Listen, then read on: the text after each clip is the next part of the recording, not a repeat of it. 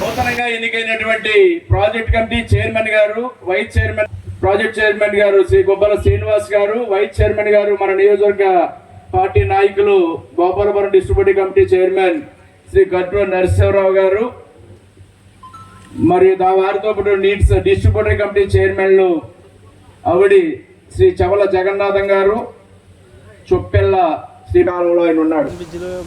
ఒక విదేశీయుని ఈనాటికి మనం గౌరవించుకుంటా ఉంటే ఆయన చేసినటువంటి మంచి పనిని ఎవరు మర్చిపోరనడానికి, విదేశీయుడైనా స్వదేశీయుడైనా మన ప్రజలు కృతజ్ఞత చూపుతారనడానికి దీని ఉదాహరణ. అటువంటి ప్రాంతాన్ని పరిరక్షించుకోవాలి, దాన్ని కాపాడుకోవాలి. మనకంటే మించిపోయి వచ్చేసాయి. ఒక 30-40 సంవత్సరాల క్రితం చూస్తే గోదావరి జిల్లాల్లో ఇక్కడ వరి పంట లేకపోతే అన్నం కూడా దొరకదనే పరిస్థితి. ఇవాళైతే చాలా ప్రాంతాలు మనతో పోటీ పడుతూ ఉన్నాయి. తెలంగాణలోనే మన మించిపోయింది ఆయకట్టులు, నీటిపారుదల వ్యవస్థ. తెలంగాణలో అంటే రాళ్ళ ప్రాంతంలో అటువంటిది మన ప్రాంతం. మరి ఈనాడు కాలక్రమేణా 150 సంవత్సరాల దగ్గర ఏర్పవుతూ ఉంది వ్యవస్థ వచ్చి. ఈ వ్యవస్థ క్రమేణా బలహీనపడుతూ ఉంది. ఈనాడు మన ప్రాంతంలోనే మనమే మన వ్యవస్థని దెబ్బతీసుకుని సాగునీరు అందివ్వలేని పరిస్థితి, త్రాగునీరు తాగలేని పరిస్థితి మనం తెచ్చుకున్నాం. దానివల్ల త్రాగునీరు పొల్యూట్, సాగునీరు ఈ టైలాండ్, అప్పలాండ్ ఈ సిస్టమ్స్ అన్నీ దెబ్బతిని డీపీలు, స్లూయిస్లు, ఇవన్నీ లాకులు, చాంబర్స్ మొత్తం అన్నీ వదిలేసాం. ఆక్రమణలు, సిస్టమే దెబ్బతినే పరిస్థితి వస్తుంది. పూడికలు పోయి డీసిల్టింగ్ చేయాలి, కెనాల్స్ అన్నీ. వీటన్నిటి మీద కూడా దృష్టి సారించాలంటే నిధులు కావాలి. దాని గురించే ముఖ్యమంత్రి గారిని కోరడం జరిగింది, జలవనరుల శాఖ మంత్రి వారిని కోరడం జరిగింది, జిల్లా ఇన్ఛార్జి మంత్రి గారు చెప్పడం జరిగింది. నేను శాసనసభ్యుడికి వచ్చిన తర్వాత నాకున్న ఏదో 4 సార్లు అనుభవం, ఈ అనుభవం అనే లేదా సుదీర్ఘకాలం రాజకీయాల్లో 40 సంవత్సరాలుగా ఉండడం అనే నాకున్న అనుభవంతో ఈ జిల్లా ఇడిపోయింది, ఈ జిల్లాకి వేరే అవసరం ఏమి లేదు, ఇక్కడ వ్యవసాయ ఆధారం తప్ప ఏమీ లేదు.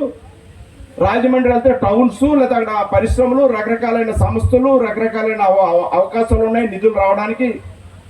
గనులో లేకపోతే ఒకటి అదే మరి కాకినాడ వెళ్తే అక్కడ ఉన్న వనరులు అక్కడ ఉన్నాయి. అదే అక్కడ పోర్టులో లేకపోతే రైల్వే స్టేషన్స్ ఏమిటి, ఒక ఎయిర్పోర్ట్లో ఏమిటి అభివృద్ధి చేసుకునే పరిశ్రమలు ఏమిటి ఉన్నాయి ఒక సంస్థలో. కానీ అదే అమలాపురం మన కోనసీమ జిల్లాకు వచ్చేటప్పటికి ఆ రకమైన పరిస్థితులు లేవు. వ్యవసాయం తప్పితే ఇంకో పని లేదు మనకి. దానికి తగ్గట్టుగా ఈ జిల్లాకి టూరిజాన్ని ముందుకు తీసుకెళ్లాలని ప్రమోట్ చేయడం జరిగింది. మనకి టూరిజం అందాలు ఉన్నాయి, కేరళను మించిన మంచి అందాలు ఉన్నాయి. టూరిజంగా దీన్ని ప్రత్యేకమైన దృష్టి పెట్టి ఈ ప్రాంతాన్ని టూరిజం, ఎకో టూరిజం, దాంతోపాటు టెంపుల్ టూరిజం, మంచి టెంపుల్స్ అన్నీ ఉన్నాయి మన కోనసీమలో. ఈ టెంపుల్స్, ఈ ప్రకృతి, ఈ కెనాల్స్, ఈ సీషోర్స్ ఇవన్నీ యూజ్ చేసుకుని టూరిజాన్ని అట్రాక్ట్ చేస్తే వ్యవసాయం, టూరిజం రెండు ప్రధానంగా తీసుకుంటే ఇక్కడ ఉన్నటువంటి వాణిజ్య పంటలు కానీ, హార్టికల్చర్ పంటలు కానీ రకరకాలు ఉన్నాయి. కోకోని రకరకాల కొత్త అన్నీ తీసుకెళ్తా ఉన్నారు. ఇటువంటివన్నీ మనకైతే పామాయిల్ సూట్ అవుతుంది, కానీ పామాయిల్ కూడా చాలా బాగుంది. ఇప్పుడు పామాయిల్ కూడా పెద్ద ఎత్తున ప్రమోట్ చేస్తూ ఉన్నారు. ఏదో ఒక ఆల్టర్నేటివ్ క్రాప్స్ అన్నీ తీసుకెళ్ళి ఎంఆర్ఓ కూడా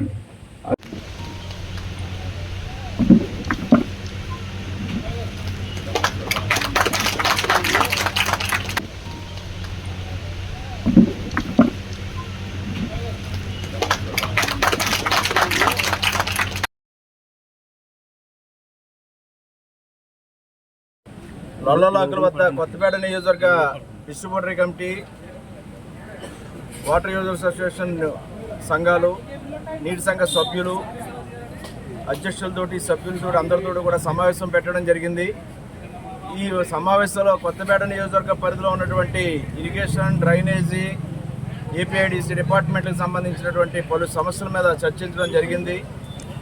అదేవిధంగా నూతనంగా ఏర్పడినటువంటి ప్రాజెక్టు చైర్మన్ గారు, వైస్ చైర్మన్ గారు శ్రీనివాస్ గారు, అదేవిధంగా నరసింహరావు గారు, వారితో పాటు డిస్ట్రిబ్యూటివ్ కమిటీ చైర్మన్లు, మరి డబ్ల్యూఏఎస్ చైర్మన్స్, సాగునీటి సంఘ సభ్యులందరినీ కూడా పరిచయ కార్యక్రమం, అధికారులతో సమీక్షా సమావేశం నిర్వహించుకోవడం జరిగింది.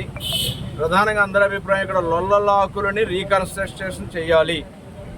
2 లక్షల ఎకరాల ఆయకట్టుకి సెంట్రల్ డెల్టాకి సంబంధించి ప్రధానమైనటువంటి వనరుగా ఉన్నటువంటి లొల్లలాకులని పూర్తిగా నిర్మాణం చేపట్టాలనేది ఈ సమావేశంలో అందరూ కూడా వారి అభిప్రాయాలు వ్యక్తం చేయడం జరిగింది.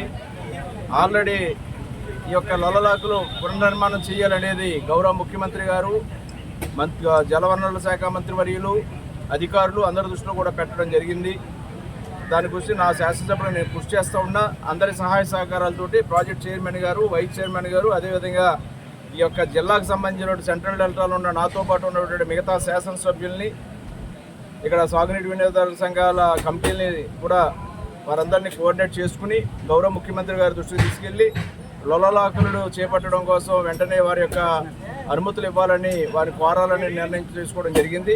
దాంతోపాటు ఇక్కడ ఆక్రమణల గురించి, అదేవిధంగా పూడికల గురించి, డ్రైన్లు అన్నీ కూడా ఆక్రమణకు గురవుతూ ఉన్నాయి. అన్ని రకాలుగా కూడా దాన్ని రేపు వాటిని కాపాడుకోవాల్సిన అవసరం ఉందని, పరిరక్షించుకోవాలనేది కూడా అందరూ చెప్పడం జరిగింది. అందరూ బాధ్యత తీసుకోవాలని, రైతులను ఎడ్యుకేట్ చేయాలని, ఫీల్డ్ ఛానల్స్, రైతువారీ బోర్లు, రైతువారీ బోధులు ఇవన్నీ కూడా ఎవరికి వాళ్ళు శుభ్రం చేసుకునే విధంగా అవన్నీ కూడా అన్ని రకాల చెత్త చెదారాలు, ప్లాస్టిక్ ఇటువంటివన్నీ వేసి వాటిని నిర్వీర్యం చేయకుండా కాపాడుకోవాలని ఇట్లాంటి అనేక విషయాలు చర్చించుకోవడం జరిగింది. చక్కటి సమావేశం, మంచి సమావేశం జరిగింది. దీనికి హాజరైనటువంటి అందరికీ కూడా నా హృదయపూర్వక అభినందనలు. ఈ ఏర్పాట్లు, ఈ కార్యక్రమాలు చేసినటువంటి వైస్ చైర్మన్ కట్టూరు నరసింహారావు గారు, ఈ కార్యక్రమానికి ఇచ్చేసి అధికారులు, అదే డీసీ మన ప్రాజెక్ట్ చైర్మన్ శ్రీ గోపాల శ్రీనివాస్ గారు, అధికారులు ఇచ్చేసి విజయవంతం చేసినందుకు వారందరికీ కూడా కృతజ్ఞతలు తెలియజేస్తూ ఉన్నాను.